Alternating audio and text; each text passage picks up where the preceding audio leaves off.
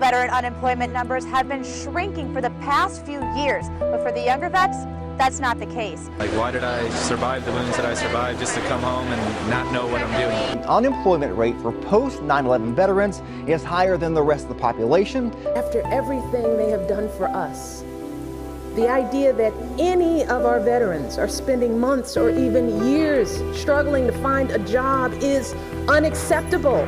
And the crux of the matter is, regardless of what the true numbers are, our veterans are not getting the kind of jobs that they deserve and that they need. From the last sentence of his first inaugural address memorializing Martin Treptow of Cherokee, Iowa, to his farewell address 8 years later, Ronald Reagan never wavered in his quest to build our all-volunteer force on the image and societal potential of the American citizen soldier. America's current generation of politicians pave our way to war by characterizing us as an exceptional nation, but all of them forget the truly exceptional service and capabilities of our veteran citizen soldiers. To them, our veterans are collateral damage. But in small communities across the country, the people remember their sacrifice and long for their rightful return to our communities as national assets. One such community is the iconic village of Wellington in northeastern Ohio. Wellington is a lot like many rural communities throughout the country. It takes care of its people and handles its own issues. Wellington is a village right now of about 4,800 people. And still pretty much a rural town. People here are kind of laid back, and it's a farm community, which means they're close to the earth, which means in all things their feet are on the ground. Small town in Ohio where people care about each other. I think that that's the most important thing about, living in a small town is the community. And we're a historical village, and we like to maintain the historical look of the downtown area. We're proud of the fact that the artist that did The Spirit of 76, Archibald Willard, was in Wellington, and he's actually buried in our cemetery. It's considered the most recognizable piece of American art anywhere in the United States. One of the key purposes you can see in The Spirit of 76 is the idea of sacrificing and giving up for future generations and giving back to others. If you look at the people who Archibald painted in the famous painting, they're all people who in some way represent a little piece of all of us. In Wellington and across America, citizens understand the waste of unemployment and the underutilization of veterans returning from Afghanistan and Iraq. It's not like it was for the World War II generation or even the Korean or Vietnam soldiers. There was work. You could go work at Ford and make a good living with not a whole lot of skills. We don't live in that world anymore. It was kind of a shock. I didn't expect to come back and immediately be hired by some giant company and be the top fish on the market, but at the same time going to a gas station just trying to start humbly and being refused, it was really kind of a hit. It was a promise made, a sacred promise, by another generation of politicians, and I'm afraid that my observation now is that the ones holding office now don't take that as serious into heart as I wish that they would. It seems like the only jobs that they can really get into is law enforcement or security, and those are the places that are really welcome, like the ones that really pull people in. I know we have a police officer that served in Iraq, a fine young gentleman. He's doing a fine job for the village of Wellington, and we're very proud of the fact he's on our police force. I finished my police training in June of 2013, and I got a couple part-time jobs as a park ranger, and then a couple as part-time police department jobs, and then I got a part-time job here and eventually full-time here. But you've got to have something for everybody, so everyone will fit in, so they'll be able to live a useful life, a constructive life. But people do have skills. They do want to work. Yeah, I tried to get hired in at a gas station just to stop and go. And they were basically talking down to me. They said, well, the Marine Corps is all you've done. You don't have any other skills or work things there.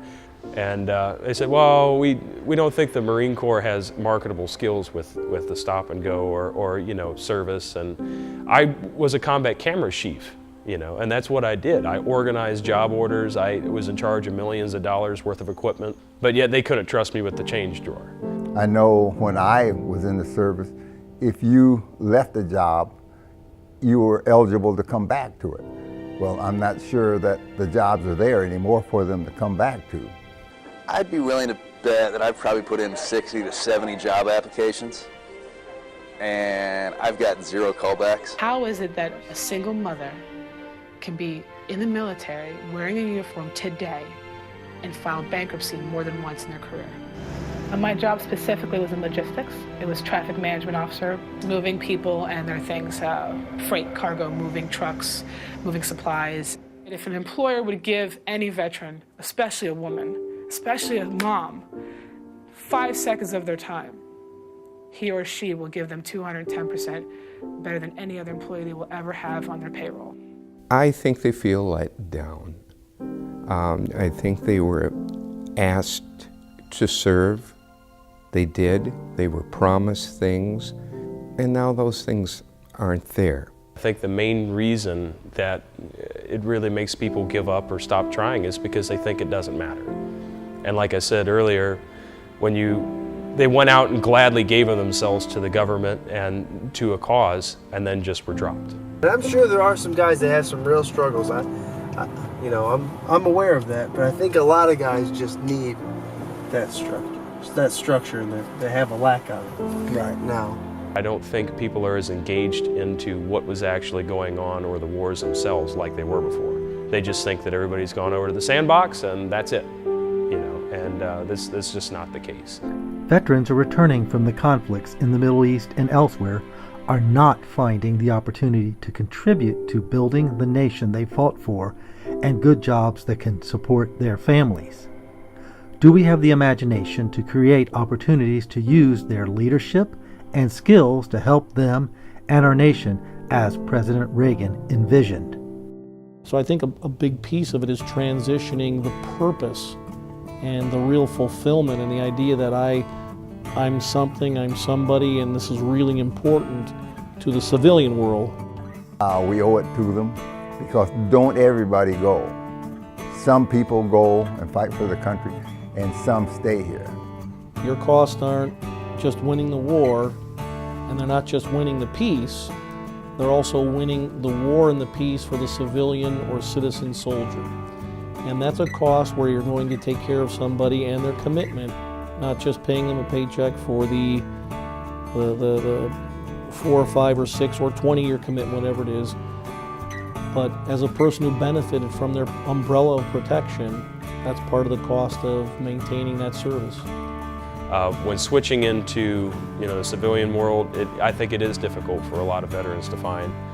Even myself, it's kind of hard to find that realm where you can do as much as you can.